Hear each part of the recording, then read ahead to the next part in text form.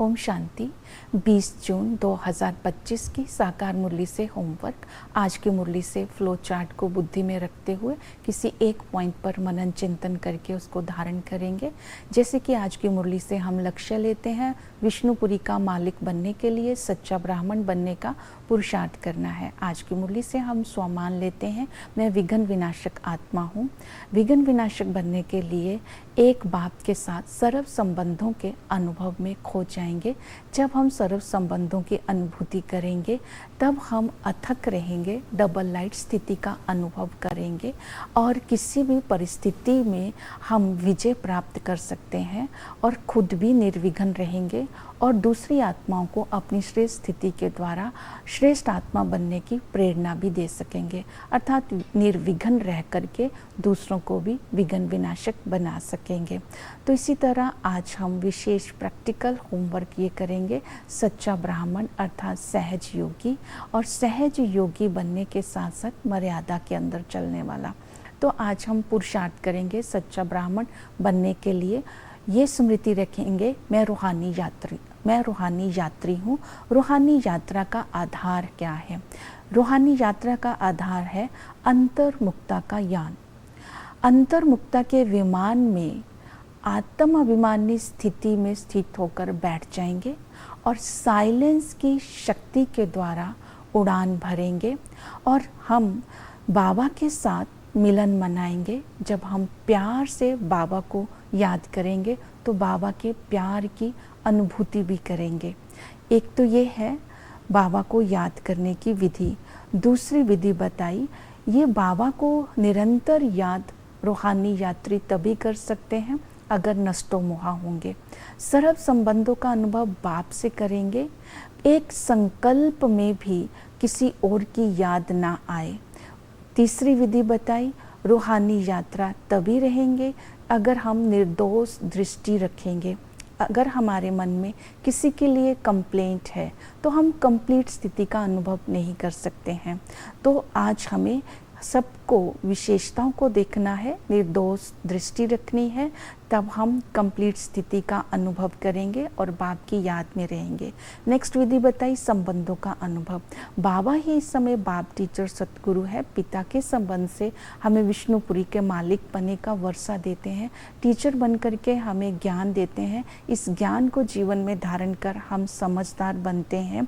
तो बाबा ने आज हमें ये भी बताया है कि जो बच्चे समझदार होते हैं, राजयोग सीखते हैं और वही भविष्य के राजाई पद के अधिकारी बनते हैं। तो अपनी बुद्धि को ज्ञान और योग के विचार सागर मंथन में बिजी रखना है। और सतगुरु आज हमें अमर कथा सुनाने के लिए आया है। ये स्मृति में रखना है कि हम पार्वतियां हैं, अमर कथा सुन करके अमर लोक में जाने के लायक बनते हैं, अर्थात पावन बनकर पावन दुनिया के अधिकारी बनते हैं।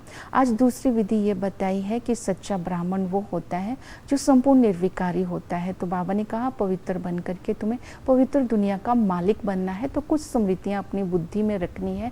पहली स्मृति ये रखनी है कि हम ये नया जन्म है तो हम ब्रह्मा मुख वंशावली है, ब्राह्मण कुल के हैं।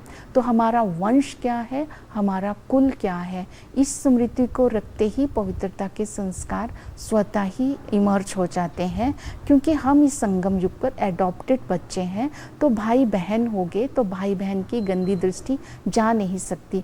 दूसरी विधि बताती है, विधि बताई नंबर 1 फरिश्ता बनना है तो स्त्री पुरुष को इकट्ठे रहते हुए इस स्मृति स्वरूप बना करके रखना है कि हम ब्रह्मा कुमार कुमारी है।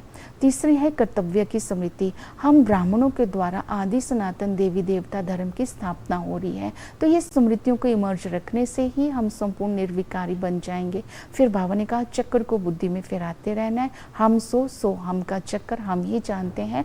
आदि में ये दुनिया वाइसलेस थी, हम सतो प्रधान थे, एक धर्म था, मध्य में हम विशेष बन गए, आसुरी संप्रदाय के बन गए, दुखी हो गए, गरीब हो गए, साहूकारों ने भी दिवाला मार दिया। तो अंत में हम ईश्वरीय संप्रदाय के बनते हैं और विष्णुपुरी का मालिक बनने के लिए बाबा हमें सच्चा ब्राह्मण बनाते हैं। तो बाबा ने कहा कि ज्ञान और योग को स्वयं में धारण करके तुम्हें सेवा में बिजी रहना है और समझदार महारथी बन करके ज्ञान को समझाना है। आज ज्ञान के बहुत सारे पॉइंट हैं, उनका विचार सागर मंथन करना है। जैसे कि ब्रह्मा विष्णु शंकर का शिव के साथ क्या कनेक्शन है, तो ब्रह्मा विष्णु शंकर कब पैदा हुए हैं। अगर कृष्ण के तन में शिव बाबा आते हैं तो फिर ब्रह्मा का महत्व ही नहीं रहा, क्योंकि जब कृष्ण पैदा होता है तो ब्रह्मा तो हो ही नहीं सकता। इस तरह ये पॉइंट बताना है। विष्णु की नाभि से कमल के ऊपर ब्रह्मा को क्यों दिखाते हैं, उसके पीछे क्या राज है,